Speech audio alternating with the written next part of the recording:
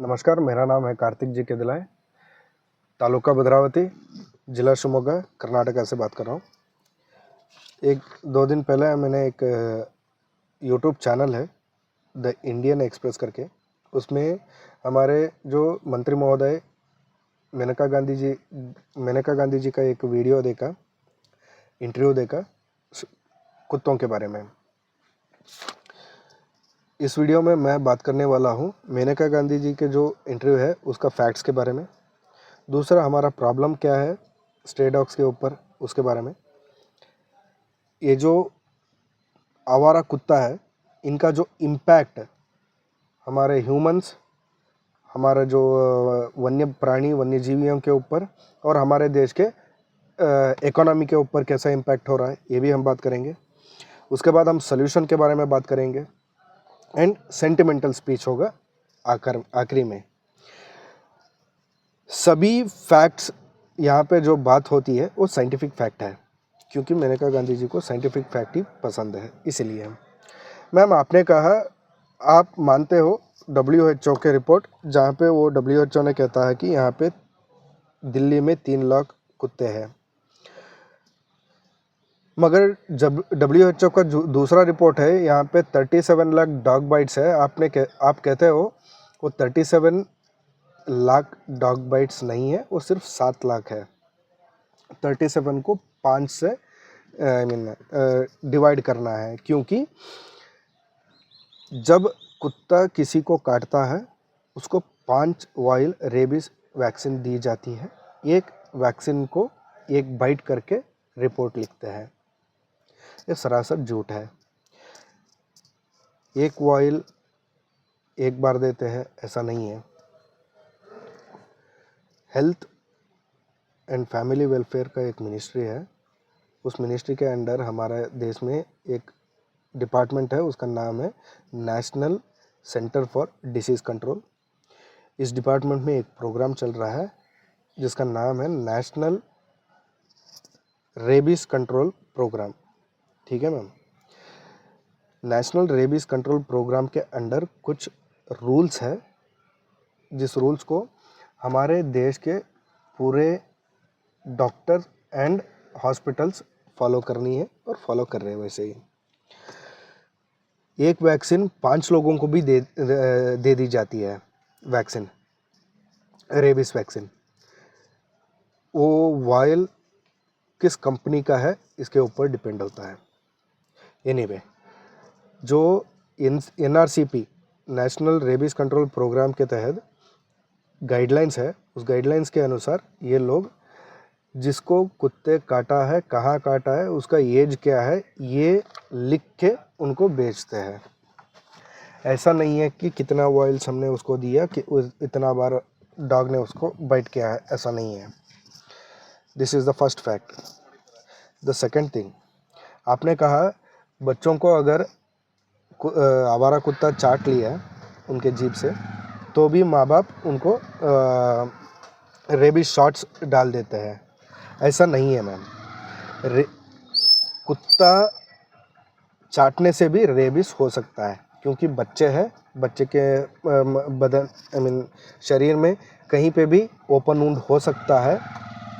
Doctors जो है वो रिस्क नहीं लेना चाहते हैं, क्योंकि वो एक ह्यूमन लाइफ है। बच्चे जो है वो ह्यूमंस है, इसलिए वो रिस्क नहीं लेते हैं, वो रेबीज शॉट्स दे देते हैं। तीसरा, जो आपने रॉन्ग इन्फॉर्मेशन दिया, जो है रॉन्ग इन्फॉर्मेशन नहीं, आपने कुछ हाइपोथेटिकली बात किया होगा शायद। आपने कहा कि अरे बंदर काटता है तभी ये रेबीज इंजेक्शन देते हैं। बंदर जो है, ये आपको पता रहना चाहिए था, बंदर जो है वो रेबीज वायरस का कैरियर एंड ट्रांसमिटर है। बंदर जब काटता है आदमी को, रेबीज हो सकता है। डॉक्टर्स प्रिकॉशनरी स्टेप्स लेते हैं, उसको रेबीज शॉट्स भी देते हैं और टेटनस भी दे देते हैं। ऐसा नहीं है कि जब बंदर काटता है, बंदर को रेबीज नहीं है तो हमें रेबीज नहीं आएगा, ऐसा नहीं है। उस इलाके में अगर कुत्ते को रेबीज था, वो रेबीज बंदर के मुंह में रहता है, या उनके वो कैरियर्स है एंड ट्रांसमिटर्स है। मेरा हिंदी अच्छा नहीं है मैम, जो चौथा मुद्दा है यहाँ पे, मेरा हिंदी अच्छा नहीं है, फिर भी मैं समझ सकता हूँ। मुझे ये समझ में नहीं आया इस स्ट्रे डॉग के मामले में आपने एंटी स्नेक वेनम का मुद्दा क्यों उठाया, मुझे समझ में नहीं आया। एंटी स्नेक वेनम के बारे में आपने कहा कि हमारे देश में इतना अच्छा क्वालिटी का एंटी स्नेक वेनम तैयार नहीं हो रहा है। आपने कहा अगर सांप काटता है तो एक वायल बस होगा उनको। मैम ऐसा नहीं है, ऐसा नहीं होता है। सांप काटता है तो डॉक्टर पहले पूछते हैं कि कौन सा सांप काटा, कहाँ पे काटा, कितने बजे काटा, आपका WBC कितना स्ट्रांग है, ये सब देखने के बाद डॉक्टर जो है वो एडमिनिस्टर करता है कितना वाइल्स करके। मिनिमम 10 वाइल्स उनको एडमिनिस्टर करते हैं। कितना सांप का विष हमारे देह में चढ़ा है इसके ऊपर डिपेंड होता है कितना वाइल्स हम देंगे। 2025 अगस्त 15 शहरदोल में एक लड़की को 3 साल की लड़की को 40 वाइल एंटीवेनम दी गई है, बच्ची बच गई भगवान के जो आशीर्वाद से। दूसरा है हमारे कनौज डिस्ट्रिक्ट, जयपुर है शायद, जयपुर कनौज डिस्ट्रिक्ट उत्तर प्रदेश के, वहाँ पे जो कनौज डिस्ट्रिक्ट जनरल हॉस्पिटल में 15 साल का एक लड़का आता है जिसको सांप ने काटा है। उस बच्चे को वहाँ के जो डॉक्टर्स है वो सिर्फ 2 घंटे में 76 वाइल्स ऑफ एंटीवेनम एडमिनिस्ट्रेशन करता है। कंडीशन बहुत क्रिटिकल था, उस डॉक्टर को उस बच्चे को बचाना बहुत ज़रूरी था। इन्होंने 76 वाइल्स ऑफ एंटीवेनम इस्तेमाल किया है बच्चे के ऊपर सिर्फ 2 घंटे में। मतलब हर 1 मिनट 30 सेकेंड्स या 90 सेकेंड्स में एक बार एक वाइल को एडमिनिस्ट्रेशन किया था।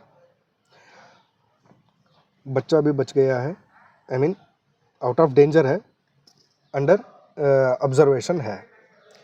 ये है आपका स्नेक वेनम का जो इश्यू, आपने रॉन्ग इन्फॉर्मेशन दिया है। जब आपके इंटरव्यूअर ने पूछता है कि कैसा इस स्ट्रे डॉग या आवारा कुत्तों का जो प्रॉब्लम है उसको हम संभाल सकते हैं, आपने कहा कि ABC सेंटर हमारे देश में अच्छा नहीं है, ये बहुत अच्छा होना चाहिए। मैम मेरे हिसाब से प्रॉब्लम को समझना बहुत इम्पॉर्टेंट है।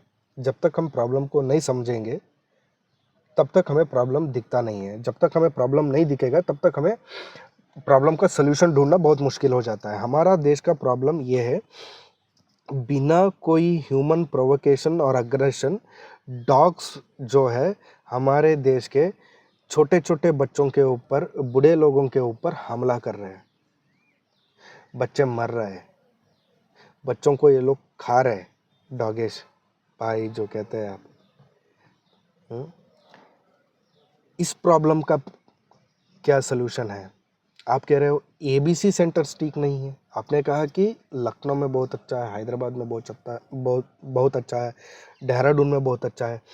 लखनऊ में जुलाई में, इस साल जुलाई में 9287 स्ट्रे डॉग बाइट्स हुआ है। आवारा कुत्तों का जो काटने का जो केसेस है वो 9827 हुआ है। इसके अलावा 1000 और केसेस है जो पेट डॉग्स ने किया है हमला दूसरों के ऊपर। ठीक है, यह है आपका लखनऊ का।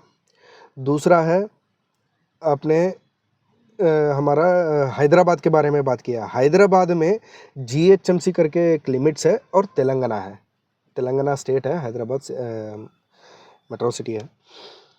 GHMC के जो दायरे के अंदर 35% बाइटिंग्स ज़्यादा हुआ है 2022 और 2024 के अंदर। 35% 2022 में 31% डॉग बाइट हुआ था। 2024 में कितना हुआ? 42,000 डॉग बाइट्स हुआ है। पूरे तेलंगाना में 2022 में 92,924 डॉग बाइट्स हुआ था। 2024 में 1,21,000, अब 22,000 बोल सकते हैं क्योंकि 1,21,997 डॉग बाइट्स हुआ है। आप क्या बात कर रहे हो मैम? ये बी सी जो हम नसबंदी कहते हैं, नसबंदी का कोई लेना देना नहीं है डॉग्स के अग्रेशन के ऊपर। आप 50% नहीं, 10%, 20% भी नहीं कह सकते हैं कि नसबंदी किया हुआ कुत्ता किसी आदमी को नहीं काटेगा, किसी जानवर को नहीं काटेगा, किसी जानवर को नहीं मारेगा, किसी के ऊपर हमला नहीं करेगा, ये नहीं कह सकते हैं। इंटरस्पीसीज अग्रेशन को और एबीसी नसबंदी को कोई लेना देना नहीं है। एबीसी के कारण नसबंदी होने के बाद कुत्तों का जो मेंटालिटी है वो चेंज होता है। सिर्फ और सिर्फ मेटिंग के सीज़न में, बच्चा पैदा करने के जो सीज़न आता है, मेटिंग के सीज़न, उस टाइम थोड़ा कम होता है एग्रेशन। दूसरा है टेरिटोरियल फाइट्स में कम होता है, उतना एग्रेशन नहीं रहता है। बच्चा ही नहीं करना है तो किसके ऊपर, उनके डॉग्स के ऊपर क्यों भौंकेगा? नहीं भौंकता है।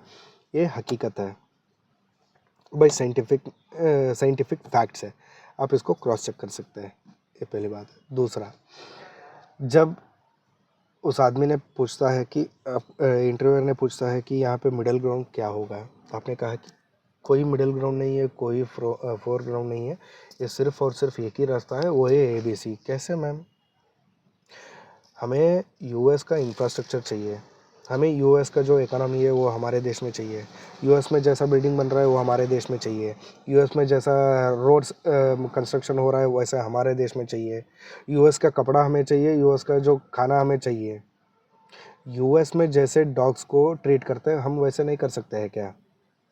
वो भी ह्यूमन मेथड से कर रहे हैं, क्योंकि वो मानवता, आई मीन ह्यूमन राइट्स का जो एपिटोम हम कह सकते हैं यूएस है, वहाँ पे कर रहे हैं। वैसे ही हम भी कर सकते हैं। 300 डॉग्स को पकड़ के लेके आओ, 7 दिन हमारे शेल्टर्स में रखो, 7 दिन के अंदर वो डॉग्स को कोई अडॉप्शन नहीं किया तो उस डॉग्स को ह्यूमन तरीके से ये कर दो, यूथनाइज कर दो।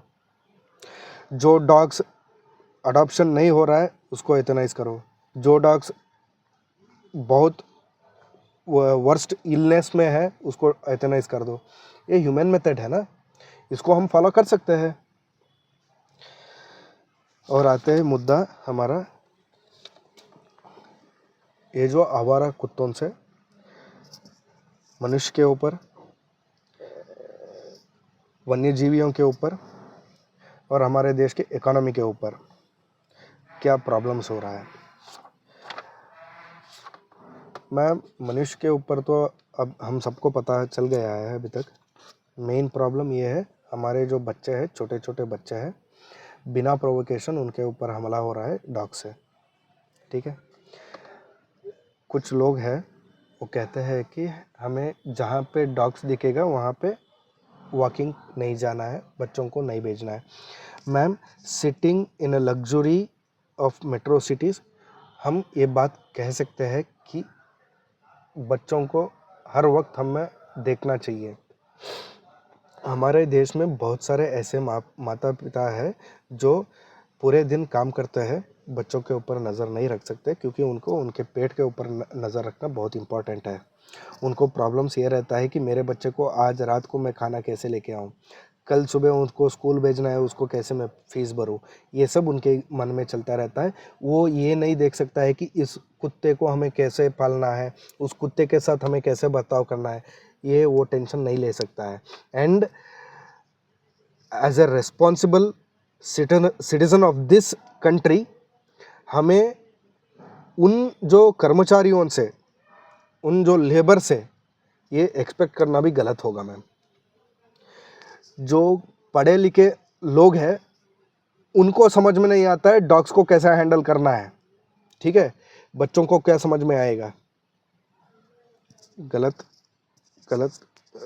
एक्सपेक्टेशन है लोगों से, ये नहीं होनी चाहिए। आते हैं हमारे वाइल्ड लाइफ के ऊपर। डिस्ट्रक्शन, सुनामी, टॉर्नेडो, आप जो भी डिस्ट्रक्शन का नाम लो, वो सब कुछ अगर लिविंग पैकेज में आता है वो है डॉग्स, कैट्स एंड पिजन्स। सत्यानाश, इसका मतलब अगर हमें कुछ जानवर में दिखता है वो है कुत्ता, बिल्ली और जो पिजन्स है वो कबूतर। ये सब कुछ सर्वनाश कर देते हैं। वो गंगा जल में कहते हैं ना, टोटल सर्वनाश, ये वही करते हैं, टोटल सर्वनाश। कुत्ता कुछ भी नहीं छोड़ रहा है। कश्मीर में कश्मीरी स्टैग जो है क्रिटिकली एंडेंजर्ड, उसको नहीं छोड़ रहे हैं, उसके ऊपर हमला कर रहे हैं, उसको काट के खा रहे हैं। यहाँ उड़ीसा में, वेस्ट बंगाल में जो टर्टल्स आते हैं, ऑलिव रेडली टर्टल्स, उसके ऊपर हमला हो रहा है, उसको खा रहा है। नीचे तमिलनाडु में जो नीलगिरीस है, नीलगिरीस में कुछ ऐसा एक वुल्नरेबल स्पीशीज है, उसका नाम है नीलगिरी थार, उसके ऊपर हमला हो रहा है। कर्नाटका में हमारे जो वुल्नरेबल है स्पीशीज, उसका नाम है मलबार गेंड स्क्विरल या रेड मलबार गेंड स्क्विरल, इसके ऊपर हमला हो रहा है। जो इन आवारा कुत्तों के सामने आता है उसको काट के खा रहे हैं ये लोग, ठीक है डॉगेश भाई। गुजरात में जंगली गधे जो है उनके ऊपर हमला हो रहा है। राजस्थान में critically endangered great Indian bustard करके एक पंछी है, उसको भी ये काट के खा रहे हैं। उनके जो घोंसले में जाके उनके जो अंडे खा रहे हैं। आपको मैं बताना चाहता हूँ, ऑपरेशन सिंदूर हो रहा था तब गवर्नमेंट ने और कुछ एनजीओ ने इन ग्रेट इंडियन बस्टर्ड के जो नेस्ट है और उनके जो अंडे हैं उनको सिक्योरिटी दिया था, ठीक है, उनको कॉन्फ्लिक्ट से बचाया गया था। यह है।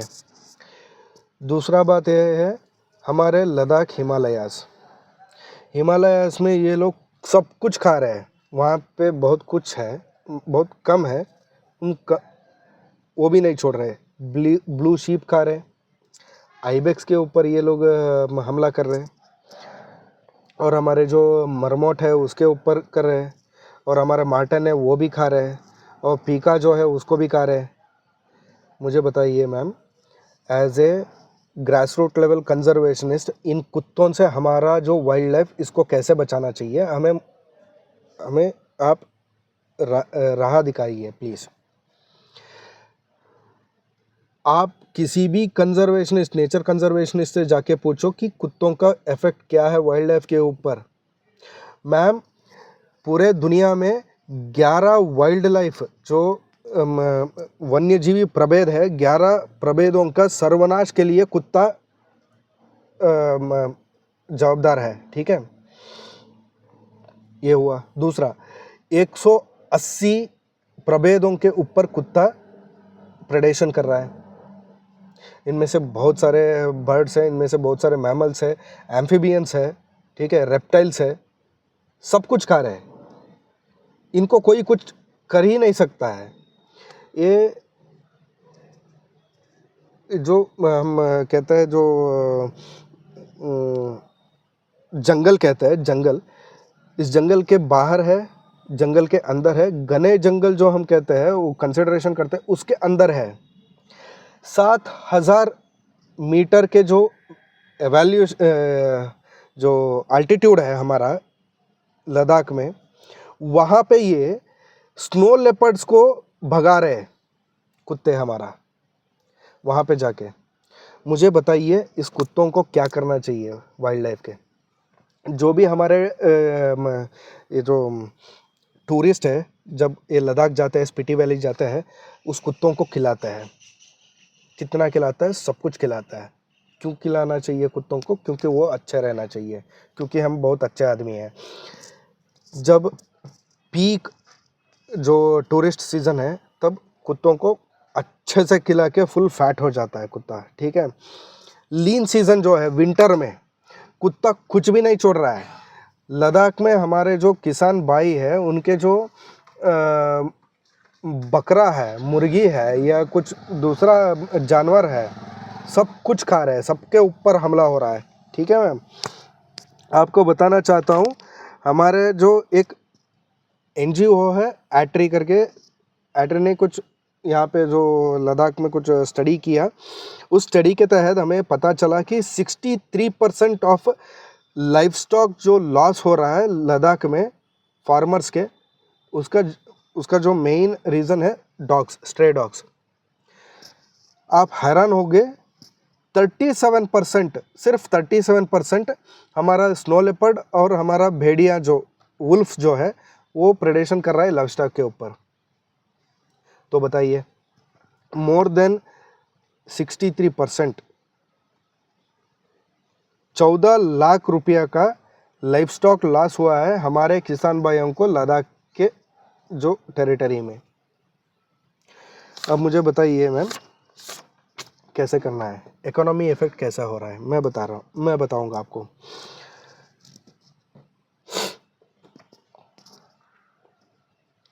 हम मान के चलते हैं 10% के हमारे जो किसान भाई है वो डरते हैं कुत्ते से, क्योंकि कुत्ता क्या करता है, उनके घर में जो मुर्गियां हैं, उनके घर में जो बकरे हैं, उनको खा लेता है, इसलिए डरते हैं, नहीं लगाते हैं, नहीं पालते हैं। डॉग्स के जो आई मीन डर से ये लोग 10 मुर्गी या 2 बकरा ये नहीं पाल रहे। इसका जो इम्पैक्ट है वो हमारे देश के एग्रीकल्चर सेक्टर में मिनिमम 3 लाख करोड़ रुपए का इकोनॉमी के ऊपर प्रभाव हो रहा है, नेगेटिव प्रभाव, ठीक है मैम, नेगेटिव इम्पैक्ट हो रहा है। अब हम बात करते हैं मैम हमारे सेंटिमेंट के ऊपर। मैम आप जाके इन लोगों से पूछिए कि आपको कैसे लगा, आपके 2 महीने के बच्चे को कुत्ते ने जब काट के खाया तो आपको कैसे लगा। वो उनके खुद के बच्चे हैं, वो ह्यूमन बच्चा था, 2 महीने का हो या 5 साल का हो या 15 साल का हो, उनके खुद के बच्चे हैं। जब वो मरते हैं तो आप क्या कर सकते हैं। 4 महीने पहले दावणगेरे करके कर्नाटका में एक जिला है, वहाँ पे एक हादसा होता है, सॉरी, 4 साल के बच्ची, उसका नाम है खदीरा बानू, इसके ऊपर हमारा आवारा कुत्ता ने हमला करता है। उसका थोड़ा फेस पे घायल होते हैं, उसको हॉस्पिटल लेके जाते हैं, हॉस्पिटल में ट्रीटमेंट होता है और वो वापस आती है। 4 महीने के बाद 3 दिन पहले लड़की जो है 4 साल की लड़की जो है वो उल्टी करती है। हॉस्पिटल लेके जाते हैं, कहते हैं कि अरे ये रेबिस है, हमें यहाँ पे कुछ कर नहीं सकते, क्रिटिकल कंडीशन है, बेंगलोर लेके जाओ। एडवांस स्टेज रेबिस, लड़की पैरालाइज हो चुकी है। डॉक्टर ने जो भी करना था किया मगर पास नहीं हुआ, लड़की हमें छोड़ के चली गई। अब ये जो आदमी है ये किसके पास जाना है, वो क्या कहेगा, उनके बीवी को क्या कहेगा वो, मेरा जो 4 साल के बच्ची थी वो मर गई, क्यों मरा। हमारे देश में इसका कुछ वजह नहीं है, हमारा देश के जो सिस्टम है वो फेल हुआ।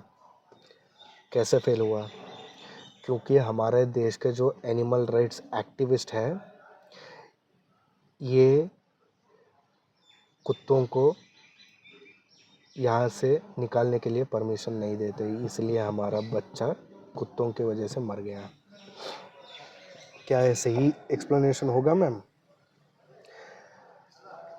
आप कहते हो, एनिमल एक्टिविस्ट कहते हो कि कुत्ते क्या है, कुत्ते हमारे बच्चे हैं, हमारे खुद के बच्चे हैं, हम हमारे जो इंसान के बच्चे को कैसे संभाल रहे हैं, कैसे पाल रहे हैं, वैसे ही पाल रहे हैं।